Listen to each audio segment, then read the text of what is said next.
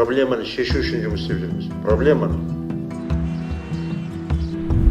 Нұржан Нұржықытов Жамбыл облысының дамуына 30 жыл бойы тер төккен. Қызығы сол 30 жылдың ішінде мемлекеттік қызметтегі өзге әріптестері секілді басқа бірде бір өңірде қызмет етпеген. Нақтырақ айтсақ, Жуалы ауданы әкім аппаратының бас маманы, бөлім меңгерушісі болып қызмет атқарған Нұржықытов мұнан соң тек басшылықтан көрінді. Жуалы ауданы әкімдігі кәсіпкерлік бөлімінің басшысы, бас ғимаратта бас инспектор, бөлім меңгерушісі, сыбайлас жемқорлыққа қарсы іс-қимыл агенттігінің облыс бойынша департаменті басшысының орынбасары, сосын басқарма басшысы қызметтерін атқарған.